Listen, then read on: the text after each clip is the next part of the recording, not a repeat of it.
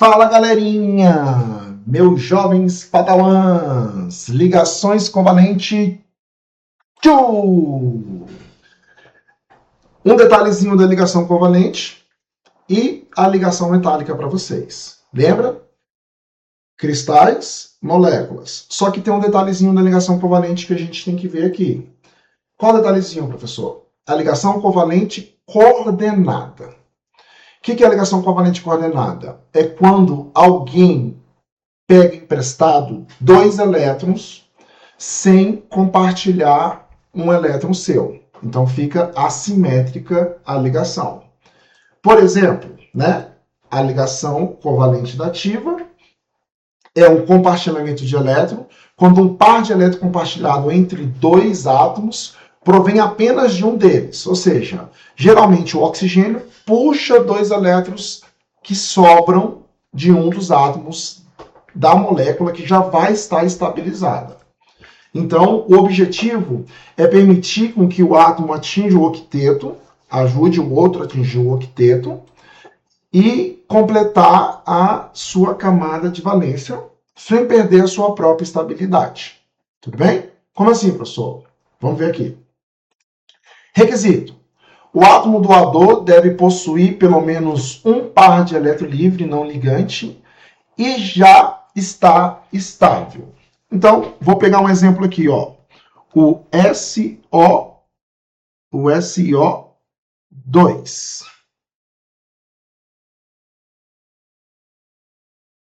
Tudo bem?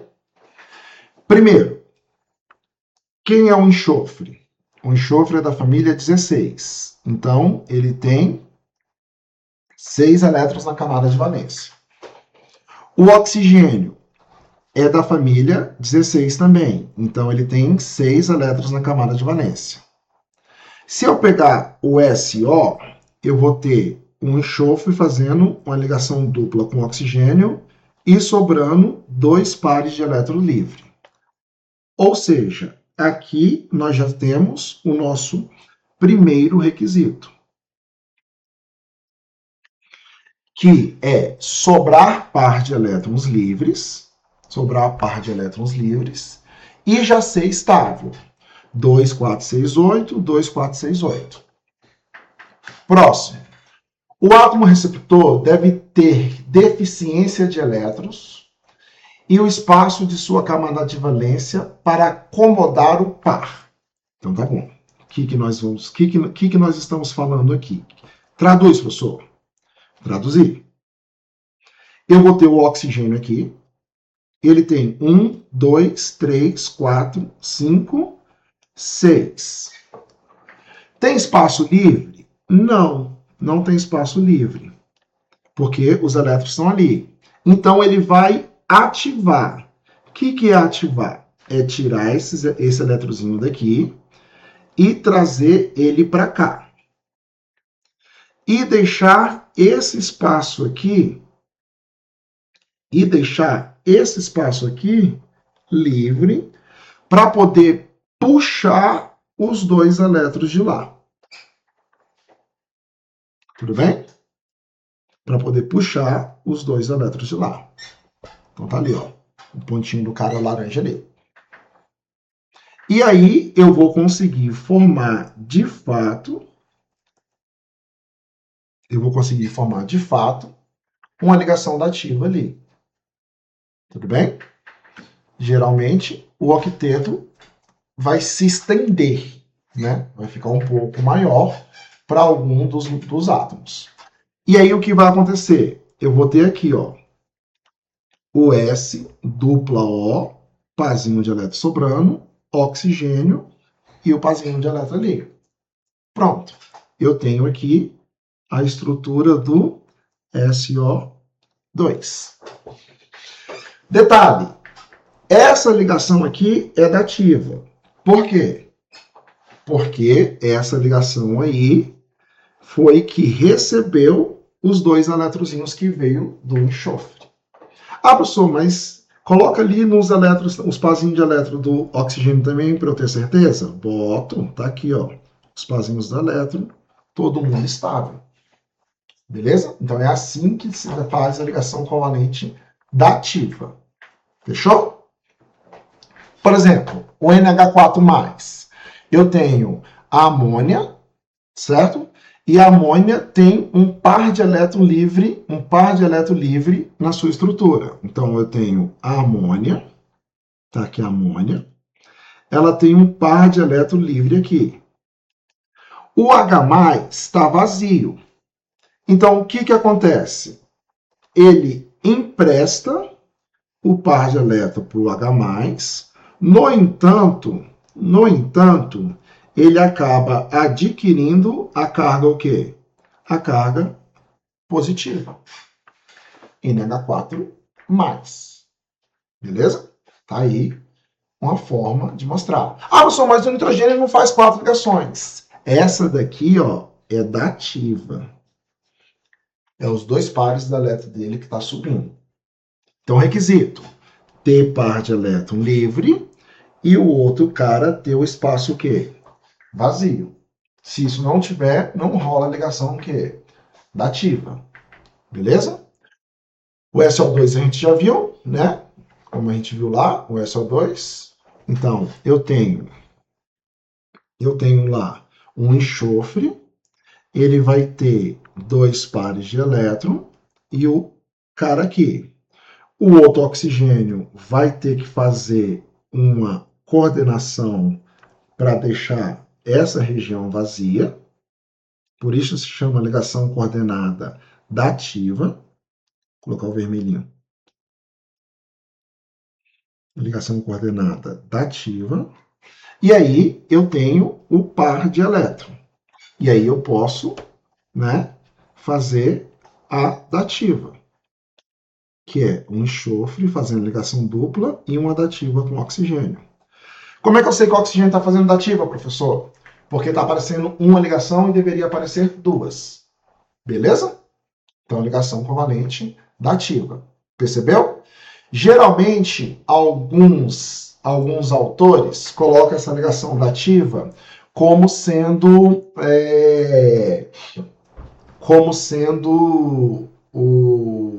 uma setinha, mais antigo.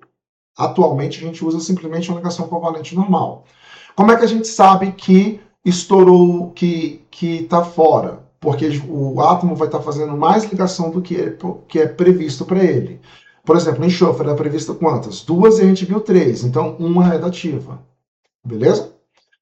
Aqui eu tenho alguns carinhas que são do nosso cotidiano. Por exemplo, o oxigênio, o ozônio. O oxigênio central compartilha um par de elétron com o lateral. Então, vamos pegar aqui, ó. O oxigênio compartilha um par de elétron com o lateral. E aí faz uma dativa com o outro oxigênio. Tudo bem? O monóxido de carbono, ele faz uma ligação dupla com o oxigênio e depois ele puxa um outro elétronzinho. Dando aí um total, e aqui, ó, vou colocar a setinha voltando, tá? 2, 4, 6, 8. Então tá aí os 8 elétronzinhos do carbono. Lembrando que eu vou tirar a setinha, porque a maldita setinha não existe. Então, eu vou colocar ela vermelhinha aqui, ó, vindo do oxigênio. Certo?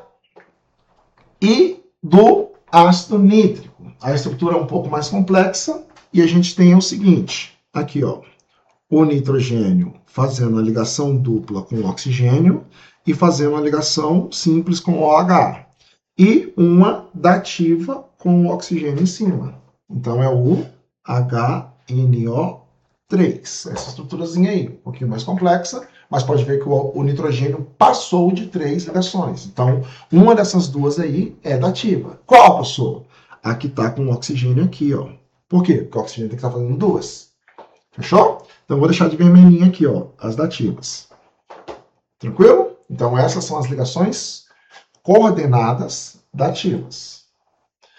Então, como modelar a estrutura? Primeiro, a estabilidade liga o átomo covalente normal até estabilizar o átomo central. Então, foi o que eu fiz, ó.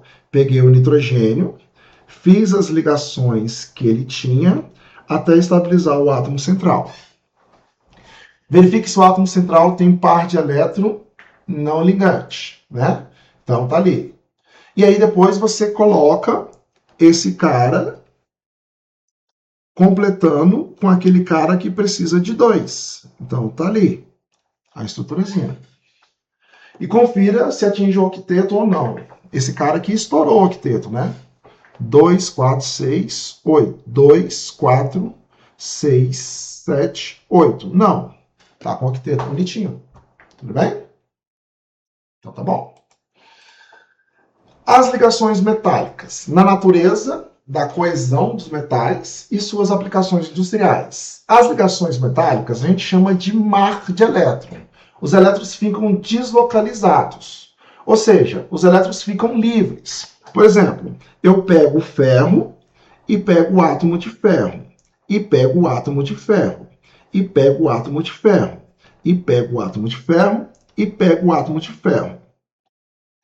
E aí acaba entrelaçando as eletrosferas, formando o que nós chamamos de banda de condução. Essa banda de condução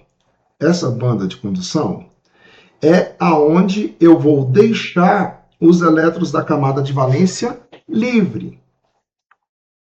Então forma uma rede aonde eu tenho essas regiões de entrelaçamento. E essas regiões de entrelaçamento são as bandas de condução. E nessas bandas de condução, os elétrons ficam livres. Por isso, o mar de quê? Por isso que a gente chama de mar de elétrons. Porque os elétrons vão ficar livres nessa região. E o que acontece com os elétrons livres? Então, vamos pegar aqui os elétrons. Ó, vou colocar os elétrons do magentazinho aqui. Imagina comigo aqui, ó. Tem um elétron aqui, um elétron aqui, um elétron aqui, um elétron aqui, um elétron aqui, um elétron aqui, um elétron aqui, um elétron aqui. Tudo bem, tudo lindo. Agora imagina que esse elétron saia daqui e venha para cá. Então, ele deixou essa região positiva e essa região o quê? Negativa. Isso faz com que os elétrons fiquem se movimentando livremente e que um átomo caiba atraindo o outro, mantendo essas bandas de condução. Por isso que a gente chama de mar de elétrons. Esses elétrons de isocoletagem formam esses cátions metálicos que mantêm a coesão dessa rede metálica.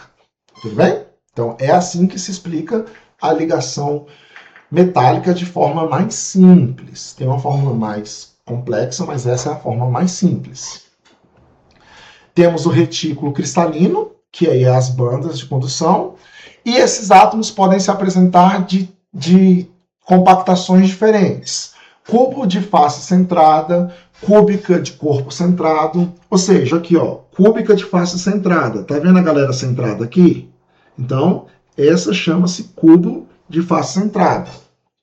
Essa aqui é cúbica de corpo centrado, tá vendo? O corpo lá dentro.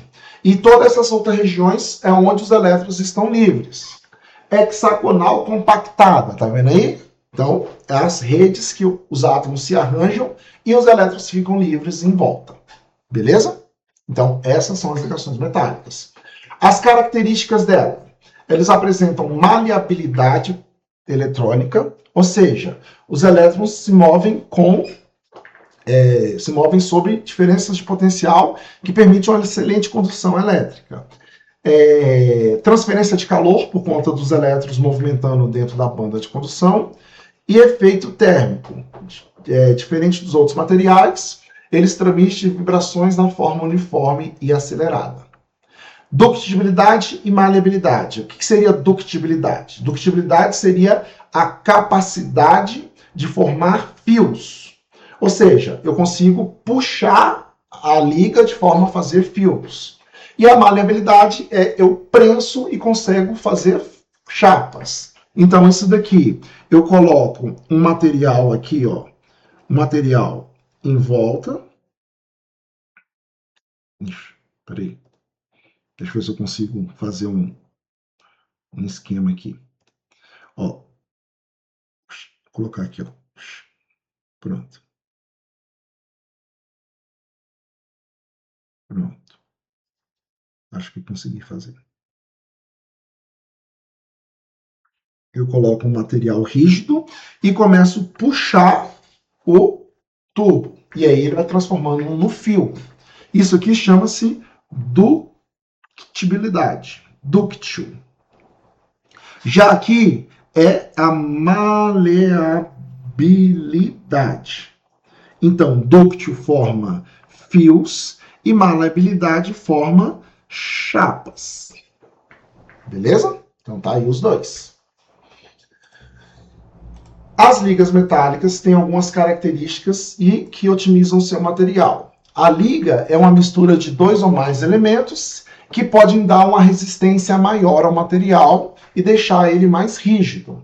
Por exemplo, o ácido, dentro daqueles interstícios da rede que a gente viu, cúbica, de corpo centrado, face centrada ou hexagonal, eu troco os átomos de ferro por um átomo de carbono. Isso dá uma maior resistência, isso forja para mim um aço.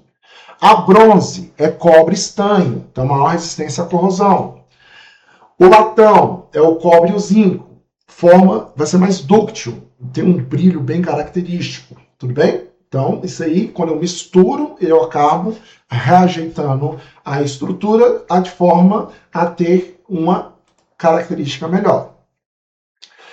Se a gente for olhar os pontos de fusão dos materiais mais comuns, por exemplo, o ferro, 1538, o ouro, 1064, o alumínio, 660 e o césio, 28, a gente vai entender que as forças das ligações metálicas variam drasticamente conforme o tamanho do átomo e a densidade da nuvem eletrônica.